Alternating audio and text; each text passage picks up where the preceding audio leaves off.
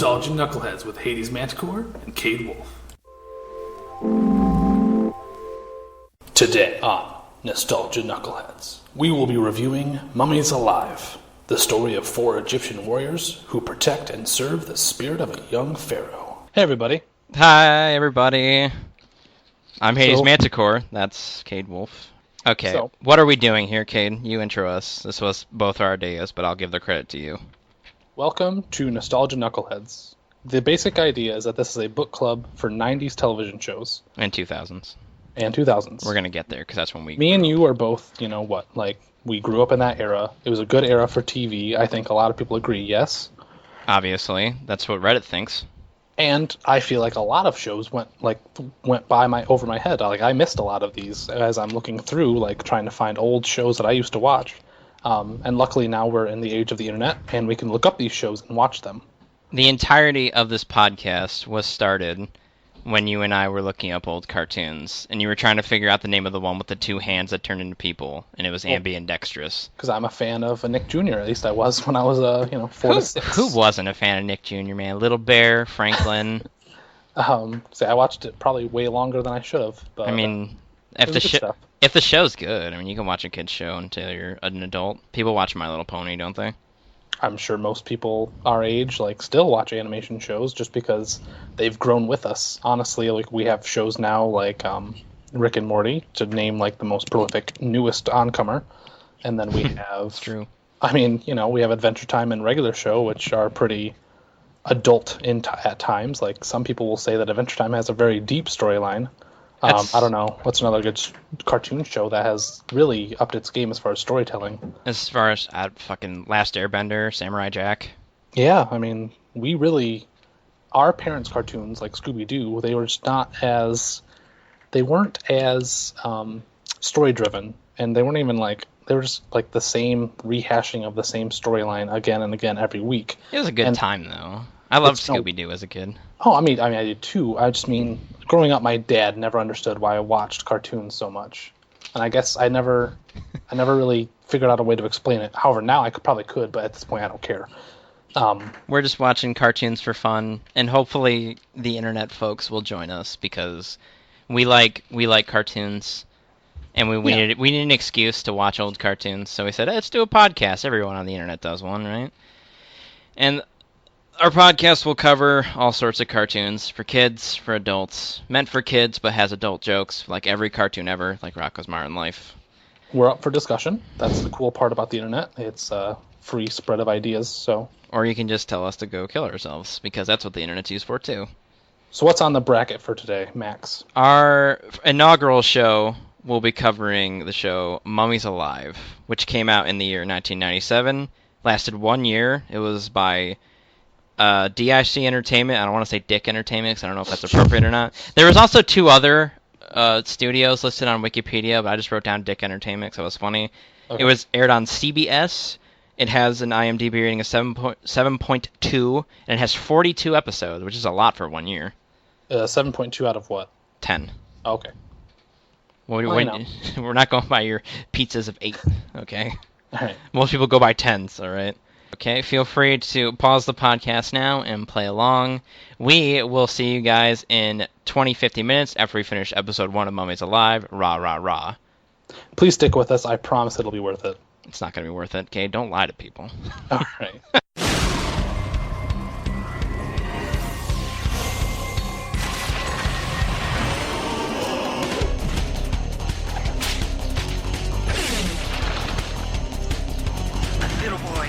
Found a secret out this year that he was once a pharaoh when Egyptians ruled the world, and now some sorcerer named Scarab tries to get him day and night. But first he has 4 guardians to protect his very life. He has the mummies. From 25 BC. He has the mummies. Protection from the new Ramses. He has the mummies. They're hanging by the Frisco Bay. He has the mummies. Protectors of the world today.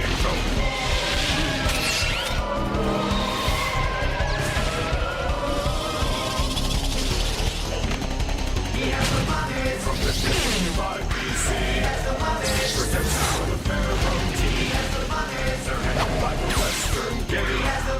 They're gonna save the world today. The Egyptian way, the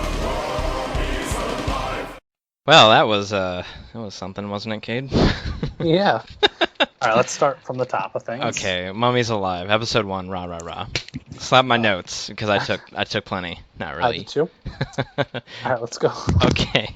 Let's start with theme song. The theme song, great, honestly. It is kick-ass. I don't like when shows tell origin stories and theme songs though, or tell the plot in the story, honestly. Yeah, but as soon as like the plot part was over with, it just got into like And that was also the only song they had throughout the entirety of the show.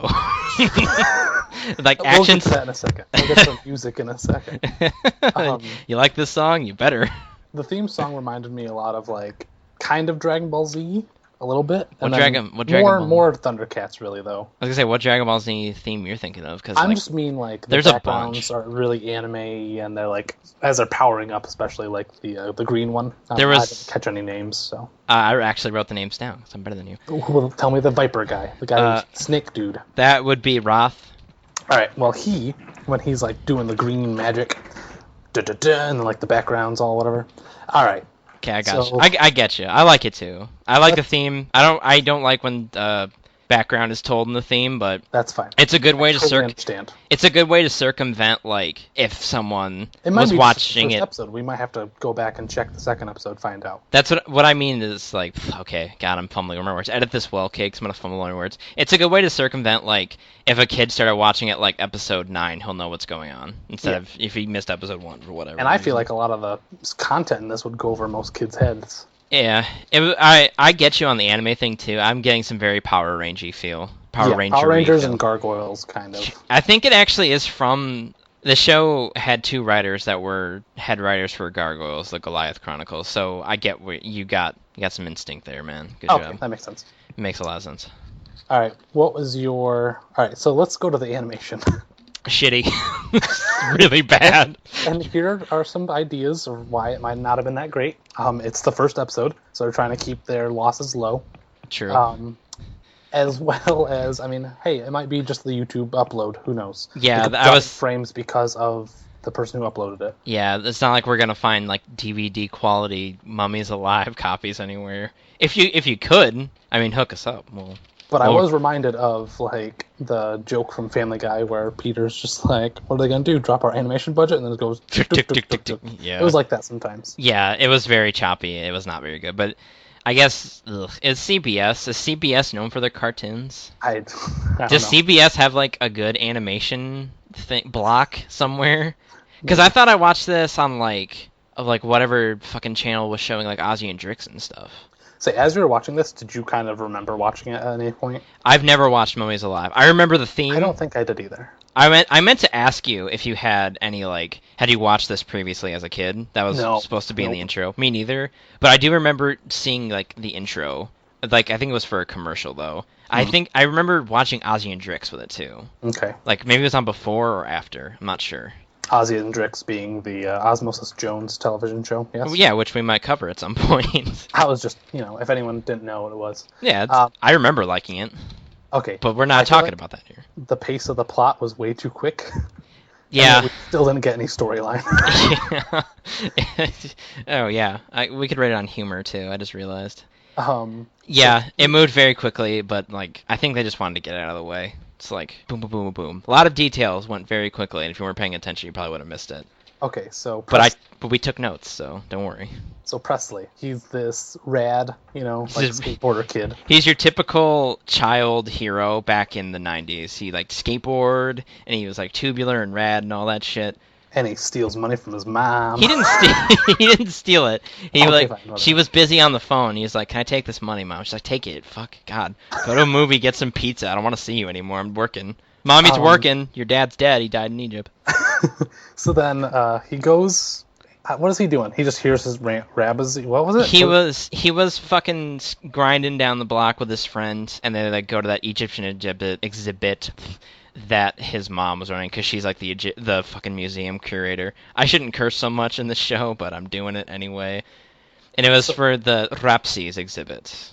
So even his. Okay, so I already said that he's like this tubular kid. Yeah, stop stepping on my jokes. Come on. Even his like Egyptian name is like Something that could be like a hip hop star's name, like his name is Rap Z. Yo, everybody clear the floor for Prince Rapsies! And there's like 40 Z's after the rap. Yeah, it's Ramses, but it's spelled Z-E. Yeah, Z-E-Z yeah, instead of yeah. S-E-S like in the show. I get you. Okay, so then he starts hearing some weird dude say his name, or say a name. Come back to me. Yeah. And he thinks it's his friend because apparently your friends are always trying to scare you in any cartoon. So following every horror movie trope, he starts to follow it, and then he finds himself in this weird place. He finds himself going down a hall of those putties. I'm just going to call them putties because I don't know what to call them. Because that's what they are. They're just the putties from Power Rangers. No, I have it written down. I have it called Egyptian Foot Clan. Like, that's pretty much what they are. You went with the TMNT, with Power Rangers. Okay. I mean, it's the same. Yeah, it's the same thing. This show is literally Power Rangers, but with an Egyptian theme. And it's animated. Yeah, that too. So then he's getting chased by some of them. He gets the clay chased by faces. Mm-hmm. And he jumps into a sarcophagus. That's weird. You know, that he was safe. He yeah, just sits in there. He's like, I'm safe now. And then the scarab villain guy, he like, wow, no, you're not. Yeah, our enemy Zed for this show. His name is Scarab. He is an ancient Egyptian sorcerer, and he killed Prince Rapses in the past, but then he got entombed alive for his crime. I kind of like watching this blind. Like, it was kind of nice. Yeah, well, I don't have anything to compare it to except for like everything else that's similar to. So. Yeah, in the 90s, the team trope was very popular, and you had like a squad of dudes and a chick. Did you notice that? Okay, so there's a part where Presley's talking, and then at the end he says a boot. So obviously, like, the kid who is playing him is like Canadian. I thought that was really, really funny. It's an American animated series. Let me check. He might have been. Okay, well, Let me check. Let me check. His voice by Bill Switzer. Yeah, he's from Vancouver, British Columbia. Okay. Right on the head, Kade. You got Yes. this. All right, Yes. cool. A+. The one who is like the eagle protector, Yeah, be the leader. His name is Ja-Kal. Ja-Kal. He looks like an actual character from Power Rangers. Like, he looks like that one villain. Like, his outfit looks like the one Egyptian villain. Goldar? Yes. I think it's Goldar. It's been so long since I watched Power Rangers. Hey, we'll get to it eventually. Let's watch Power Rangers next time. And then the Jaguar girl. Nefer-Tina. Let's talk about her for a second. How did they not realize she was a girl despite having boobs? Let's not get that part yet. Damn it, Kade. When she fights, the same noise was used again and again and again. Animation like, budget was. The animation budget it was even lower than the sound budget. And the character design reminded me of the old Spider-Man's TV show. Yeah, a lot of the animation around this time kind of seems similar to me. Like, I was getting some very Jackie Chan Adventure kind of an animation vibe, but I remember Jackie Chan Adventure being very well animated. Maybe I'm just. It was smoother. Yeah. And it's crisper. At the endorsement of Jackie Chan. Okay, so near the end of the first battle, like, Scarab is carrying Presley up and through this hole that he had made in the museum. Let's take a second. We can talk about the sweet Power Rangers transformation sequence that they had. Oh, yeah. That every team thing has. Well, I mean, even Digimon had it, so... Yeah. I only remember the Ronin Warriors one. I've already forgotten what they say. Fuck. I should look up Ronin Warriors at some point. That'll be our next show.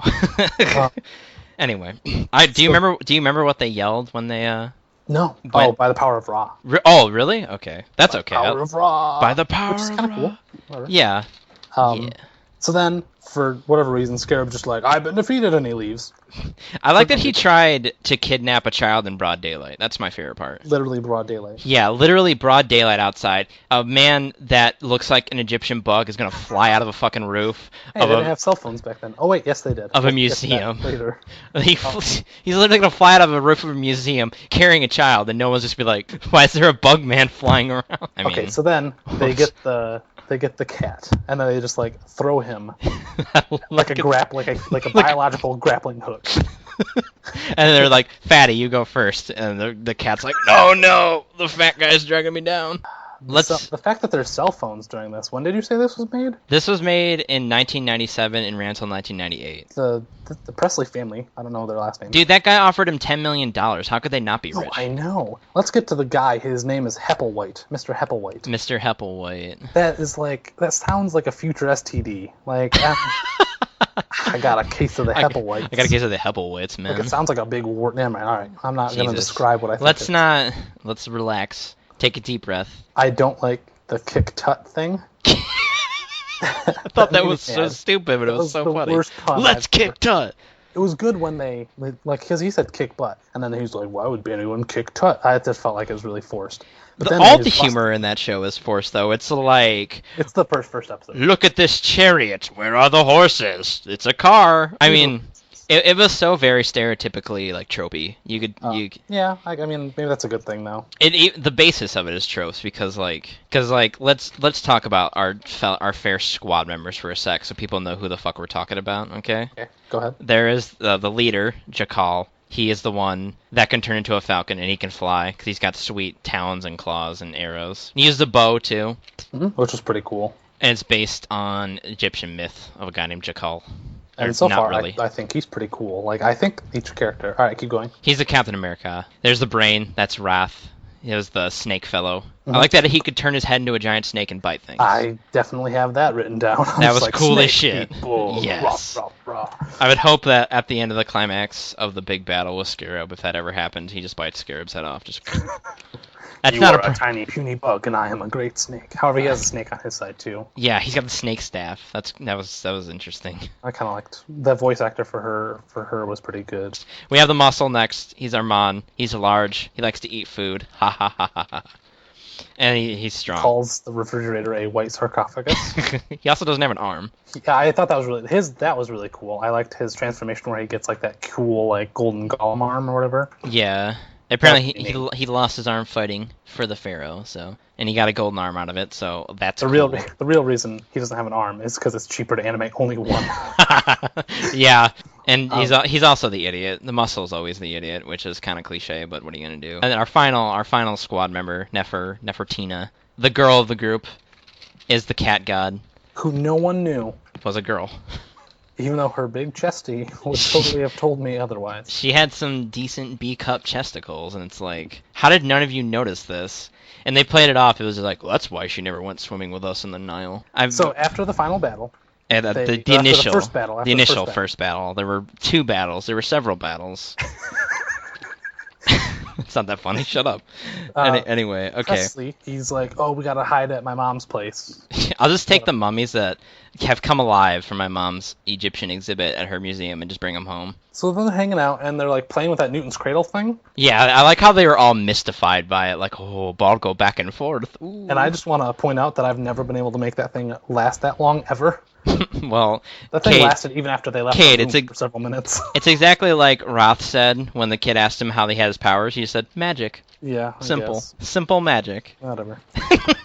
I do like that explanation too. He's like, how do you use those powers? And the guy's just like, magic. It's like, oh, okay, perfect. Moving on. I like just like white sarcophagus and a mummified bird. I really liked Spirit Box. Spirit Box. I do like that. He's just like, I like that he was watching a movie and he's just like, what did the movie say? He was like, get down, stupid, or some shit like that. And then the big dude just smashed it after the captain tackled the kid. And then Presley just reacted like nothing. He was just like nonplussed about the whole thing. Yeah, if I was a kid and I had brought home a squad of mummies, and one of them had punched my TV out, I would not know how I would explain that to like my parents. It's like, how did I? He didn't like punch the screen either. He like chopped it in half. Oh yeah. He hewed it with a big punch. It's like the thing just punched my TV, and how am I going to explain this? All right, let's move on to the part where they just get into the car by magic. I don't care how that happened. That was the best part. They have to. Just like, how do we animate this? And just like, just put a big green glow on everything and put everyone in it. You jumped ahead a tiny bit. Did I? What'd I miss? You missed the part why they had to get in the car. They get their powers from the sarcophagi that they came in. They rest in them and it restores their juice, and then that's how they go Power Ranger form.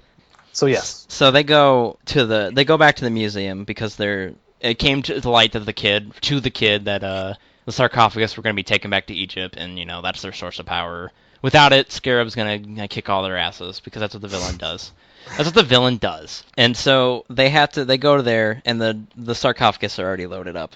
And the guys drive off, and they're like, how are we going to catch him? They're like, oh, we'll just take the fucking curator's car. It's the one dude that you mentioned earlier, right? Yeah. I can't remember his name because I'm dumb. Mr. Hepplewhite. Yeah, Mr. Hepplewhite. And it's like you said, Wrath is just like green magic, and then the car starts, and then Nefer-Tina just gets at the wheel, and they just take off.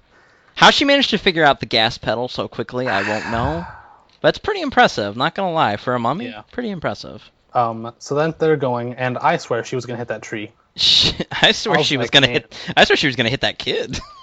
I was about to say child murder in the first episode. Well, attempted, almost child murder. That was where the commercial break was. It was like, will this little Jimmy die? After the break. Will little Jimmy get splattered by our heroes? Will they get their sarcophaguses back? Find out. No. Like, it had nothing to do with Scarab. It just had to do with... For kids, this is pretty... it's not that intense for a kid's show. It wasn't that intense. It did remind me of Breaking Bad, but...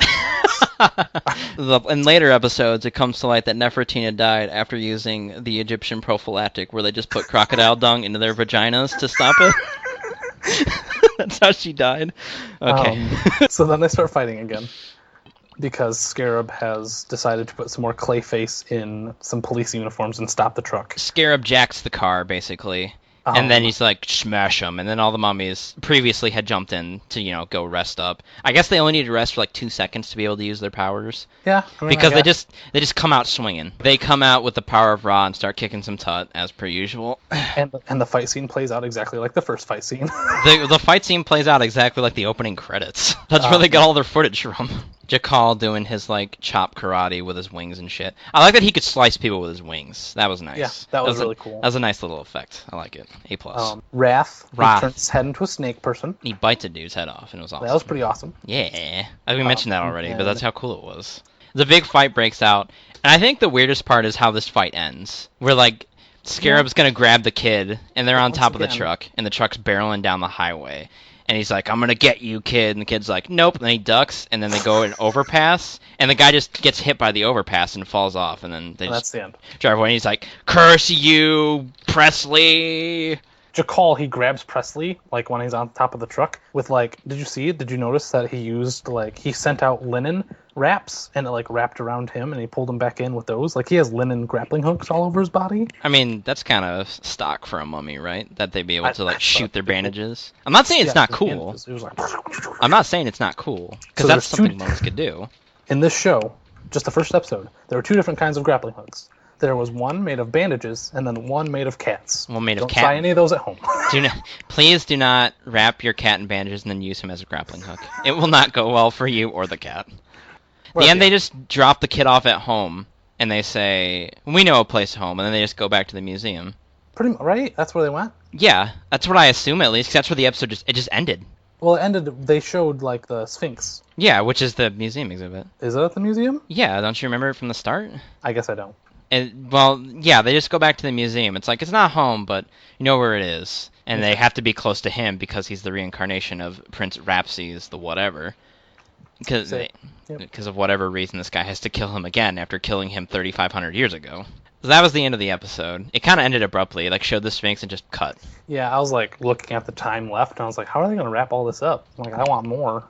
So I guess that's a good thing. I wanted more. I want to watch it. Should we move on to rating and grading now? Yeah, I mean... Did we figure out what to grade this on? Because I have some vague ideas. You go ahead. Let's start... we'll just start from the beginning, the theme music. Do you like the theme song? Yes. Out of... how many pizza slices would you give it? I would give that 8 pizza slices. Out of 8? I'd give it a 7 out of 8, personally. No, I get goosebumps when I listen to it. We are the mummies. They have the mummies. Do-do-do-do-do. It sets itself up to being the coolest show ever. It's got good rhythm. Okay, let's. How about plot? Let's go to plot next. Plot, the first episode, not great, but it builds itself up to being potential later on. Payoff. Probably, yeah. I would give it about this episode 3 out of 8 pizza slices. Jeez, you're a lot more lenient than I am. Yeah, I would probably give it the 2 out of 8 pizza slices, to be honest with you. Let's go with music. Yeah, music. I hope you like the theme song because they just reuse it over and over again. I would give that a 1. Honestly, sound design and music is a 1 out of 8 is not good. I feel the same as you with a 1 because it was just the theme reused again and again. Animation, really crappy, honestly.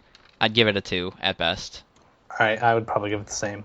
Yeah, it wasn't that good. But like I said, maybe it was marred because it's, a YouTube upload. And I wouldn't even know where this guy would have gotten these things.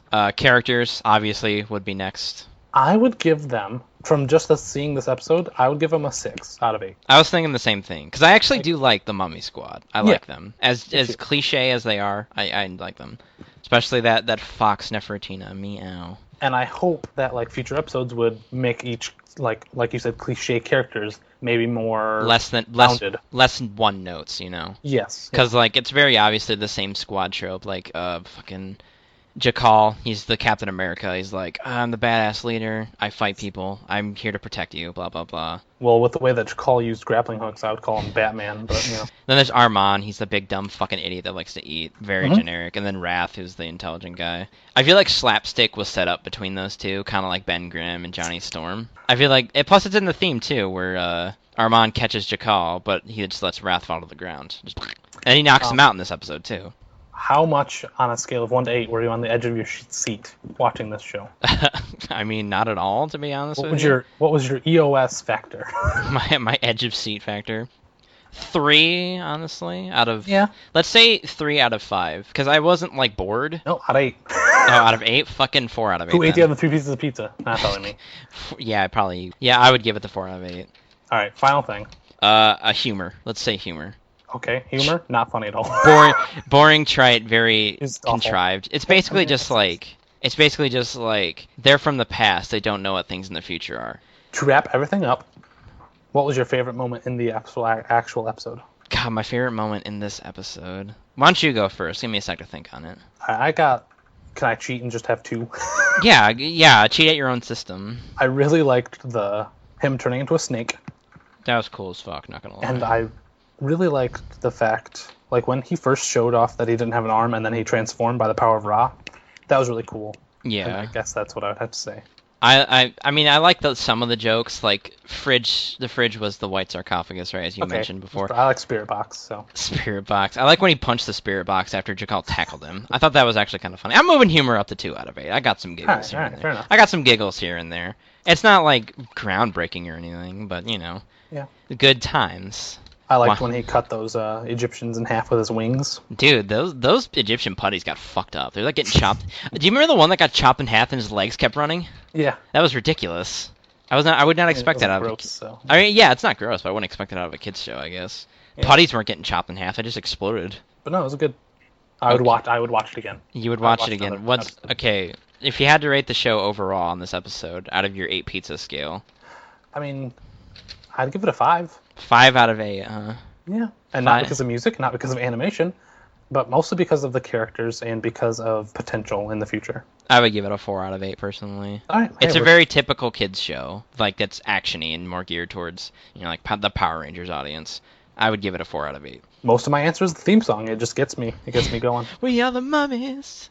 That was the first episode of the inaugural. The inaugural. Yeah.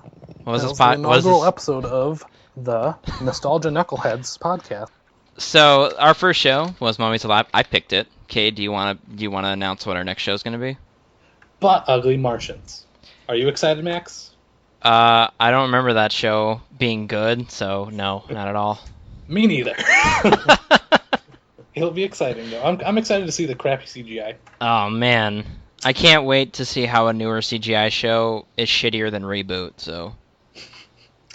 All right. Thank you guys for listening. If you are, of course.